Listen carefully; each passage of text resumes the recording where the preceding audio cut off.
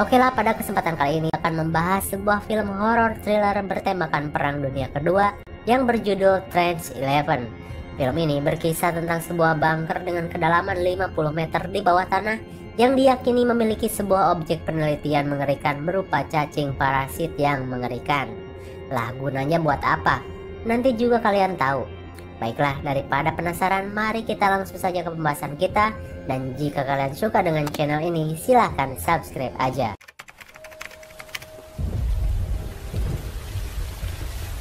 Film ini berkisah di Prancis pada tahun 1918. Terlihat dua penambang militer yang sepertinya sedang ditugaskan menyelidiki bunker milik Jerman di kedalaman 50 meter di bawah tanah. Dan sepertinya mereka sedang terjebak dan menyerah. Hingga salah satu temannya disuruh Berton untuk pergi mencari bantuan. Namun di perjalanan ia pun menemukan banyak sekali korban yang mati dengan keadaan mengenaskan. Hingga ia bertemu dengan satu korban yang masih hidup dan berteriak. Namun naasnya, teriakan itu didengar oleh tentara Jerman yang kemudian meledakkan tempat tersebut. Untung saja ia masih hidup lalu berusaha mencari jalan keluar. Dan film Trench 11 pun dimulai. 3 bulan kemudian, para petinggi militer Prancis pun mulai mengadakan rapat mengenai bunker Jerman yang dicurigai memiliki percobaan mengerikan. Dan ia pun mengutus satu dokter dan satu sersan untuk memimpin penyelidikan. Namun mereka tahu ekspedisi ini membutuhkan seorang penambang yang handal. Hingga komandan mereka menyarankan untuk kembali merekrut seorang penambang militer yang pernah terjebak selama 12 hari di dalam sana. Dan ia masih hidup. Ya, itu adalah Berton yang tadi kita lihat di awal-awal scene. Ia berhasil selamat dan keluar dari bunker Jerman, namun terlihat kini ia sedang menikmati cutinya bersama seorang wanita Perancis. Niatnya ia cuti selama 1 tahun, namun ketika sedang asik-asik cuti, tiba-tiba ia pun digusur dan dibawa kembali ke medan pertempuran. Aduh, kasihan sekali. Lalu dibentuklah tim dengan beranggotakan 6 orang. Mereka pun pergi menyusuri jalan setapak yang membeku. Setelah beberapa jam mereka berjalan, mereka pun harus berhenti dikarenakan cuaca yang tidak baik.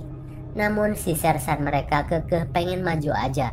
Namun anggota lainnya yang sudah berpengalaman di medan pertempuran meminta untuk berhenti sejenak karena resiko yang besar di dalam hutan sana. Dan akhirnya sersannya pun memberikan izin, namun cuma 1 jam saja. Pucek. Ini nih calon-calon komandan OON yang bakal jadi beban di perjalanan. Setelah badai dirasa cukup mereda, mereka pun kembali melanjutkan perjalanan hingga sampailah mereka di lubang bunker milik para tentara Nazi yang sepertinya sudah ditinggalkan. Mereka pun mulai mencari-cari dan malah menemukan darah yang berceceran di tanah. Hingga mereka pun menemukan tumpukan mayat yang diduga ditembak oleh rekannya sendiri. Ada apa ya? Di sisi lain, ada beberapa ex anggota Nazi yang juga sama memiliki niat untuk mengeksplorasi bunker tersebut. Mereka sepertinya memiliki niat untuk mencari hasil penelitian yang ditinggalkan di sana untuk diambil dan dijadikan senjata kimia. Emang iya, dia dan rekannya sendiri memiliki pemikiran yang ekstrim dibanding para tentara Nazi lainnya. Di mana tentara lainnya memilih untuk mengubur penemuan itu rapat-rapat, namun mereka malah akan mengambil hasil riset itu untuk dikembangkan. Kembali kepada para penyelidik, mereka pun menemukan jalan masuk menuju ruang bawah tanah yang diduga bunker tersebut. Namun ada yang aneh, terlihat tangga besi yang digunakan untuk keluar dan masuk pun sudah dirusak secara sengaja. Mungkin mereka menginginkan agar tidak ada lagi yang masuk ke dalam sana, atau bahkan dimaksudkan untuk membuat yang di dalam tidak bisa keluar. Di sini, si sersan komandan pun mulai membagi tugas dengan menunjuk sang penambang bernama Berton untuk memimpin perjalanan, karena dialah yang sudah berpengalaman berada di dalam bunker tersebut. Maka ia pun menyiapkan tali dan turun satu persatu ke dalam sana. Namun di dalamnya terlihat penampakan yang mengerikan, di mana terlihat banyak sekali darah yang ucrat-acret vandalisme di dinding lorong. Mereka pun mulai berjalan sedikit demi sedikit dengan keadaan yang gelap dan pengap, hingga mereka menemukan sebuah pintu besi yang dipalang dan dikunci. Dan di depan pintu tersebut terdapat seonggok tubuh manusia yang terkapar. Dan anehnya terlihat tangannya berdarah-darah, sepertinya orang ini berusaha untuk memanjat keluar namun tidak berhasil. Hingga ketika ia sadar, ia pun bersikeras memperingatkan para penyelidik untuk tidak membuka pintu itu. Namun karena keras kepalanya si sersan komandan, peringatannya pun diacuhkan dan terus menyuruh anggotanya untuk membuka pintu tersebut. hingga orang tersebut kalap dan meminta agar aku ditembak saja. Lebih baik mati daripada bertemu mereka, ujarnya. Hingga tidak sengaja kepalanya pun tershotgun dan bucat. Dahlah, emang itu mau dia, nggak apa-apa. Mereka pun melanjutkan penyelidikan dan masuk ke dalam pintu tersebut. Di dalam sana situasi semakin mencekam dengan banyaknya darah yang berceceran di tanah, juga suara-suara mengerikan yang samar-samar mereka dengar. Hingga ketika mereka berada di dalam sebuah ruangan yang gelap, tiba-tiba ada sekelebat bayangan-bayangan hitam berber kesana kemari dan nangkon alias nemplok ke punggung salah satu tentara tersebut. Hingga tiba-tiba dirinya memuntahkan sejenis cairan aneh ke wajah tentara tersebut. Dan ia pun ditembak. Orang yang terkena muntahan itu keheranan dengan apa yang terjadi di sini. Iuh, mana gak dicuci itu? Dilamut-lamut aja gitu. Mereka pun melanjutkan perjalanan dan semakin jauh semakin dalam bunker tersebut.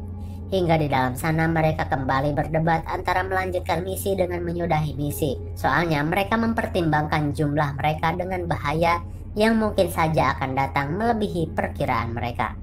Namun si Sersan Oon dan sok pemimpin bersikeras untuk melanjutkannya.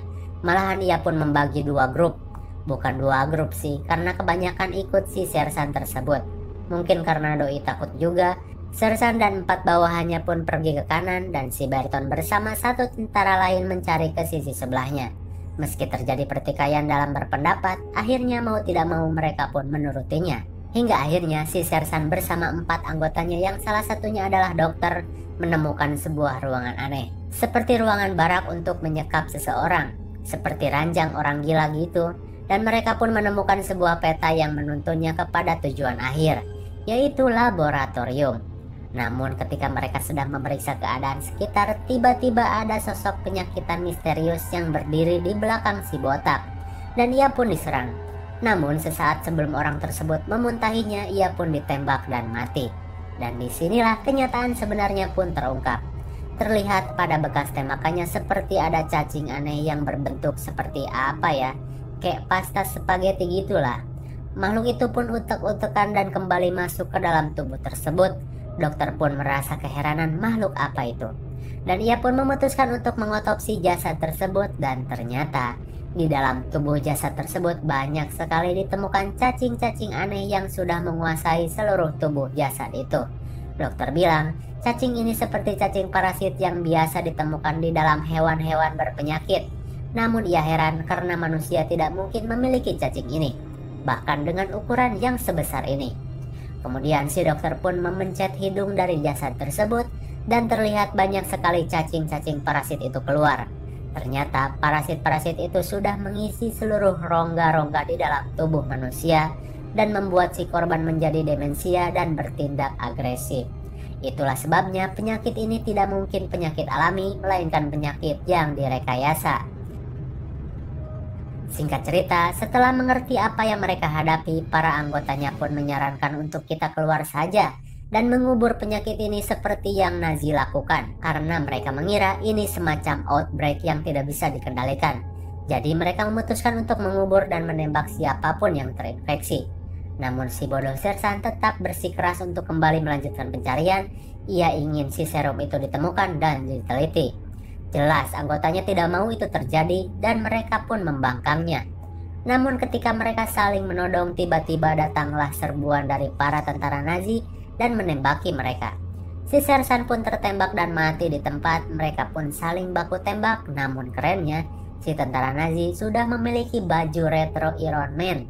Jadi ia pun kuat. Peluru mah mental.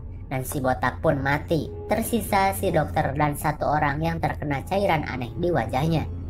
Lalu siapa mereka? Itu loh bawahan dari ex tentara Nazi yang sama menginginkan serum parasit tersebut untuk tujuannya sendiri. Di sisi lain, Berton si penambang akhirnya menemukan jalan keluar lainnya. Ia pun menyarankan agar kita keluar dan pergi dari sini. Namun si tentara satunya menolak. Ia ingin kembali kepada para pasukan, namun sesaat sebelum mereka berangkat datanglah para tentara Nazi yang menodong mereka dan menangkapnya. Di sisi lain, 2 perwira Nazi pun mulai merencanakan mencari di mana serum itu berada, dan salah satu perwira yang bernama Asep pun mulai bertanya siapa di antara kalian yang bertugas sebagai penambang. Lalu di antara 4 orang itu, Berton lah yang mengaku bahwa dirinya penambang. Ia pun dibawa untuk menuntun mereka menyusuri bunker itu. Dan si dokter mulai berdiskusi dengan perwira Nazi tentang penyakit yang mereka cari. Di sini terjadi perdebatan antara memusnahkan penyakit ini dengan si ex-Nazi yang menginginkan penyakit itu untuk dijadikan senjata. Namun jelas-jelas penyakit ini tidak terkontrol dan menyebar lewat lendir. Itulah sebabnya para tentara Nazi yang masih waras mengubur penemuan ini dan kau malah ingin mengambilnya, ujar si dokter. Namun apa daya, ia pun malah ditortur dan dibunuh di tempat dengan diiringi lagu-lagu jadul khas psikopat. Di sisi lain, si tentara yang terinfeksi pun mulai mengalami gejala aneh. Dan tiba-tiba ia pun menyerang tentara lainnya seperti Jombay dengan digigit dan dimuntahi cairan aneh. Untung saja Berton datang dan menembaknya. Namun satu temannya yang tergigit pun tak terselamatkan dan mati. Melihat kenyataan ini, Asep pun mulai sadar bahwa memang penyakit ini tidak boleh keluar dari tempat ini dan harus dimusnahkan. Berton pun menyetujuinya dan Berton pun bekerja sama dengan Asep untuk meledakkan tempat ini.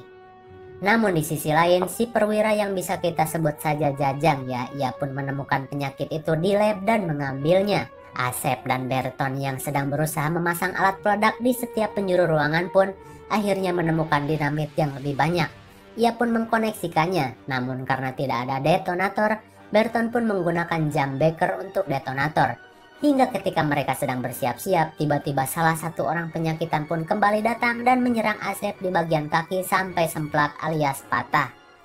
Berton pun menembak orang tersebut dan kini si Asep nggak bisa jalan dan jam Becker pun hancur. Dan akhirnya Asep pun mengorbankan diri dengan akan meledakkan tempat ini bersama dirinya. Berton bilang tinggal kecerekan aja nih kabel, dijamin meledak. Ia pun memberi waktu setengah jam kepada Berton untuk keluar dari tempat ini. Berton pun berlari keluar dengan menyusuri lorong-lorong yang seperti labirin itu. Hingga tiba-tiba ia kembali bertemu dengan orang penyakitan lainnya. Ia pun nyaris dimuntahi. Namun untung saja Berton berhasil mengalahkannya. Ia pun kabur dan setelah sampai di jalan keluar dan akan naik, tiba-tiba datanglah si Jajang bersama satu bawahannya yang sudah membawa penyakit itu di tangannya. Berton pun disiksa dan sesaat sebelum Berton ditembak, setengah jam sudah berlalu dan si Asep pun meledakkan dinamit tersebut.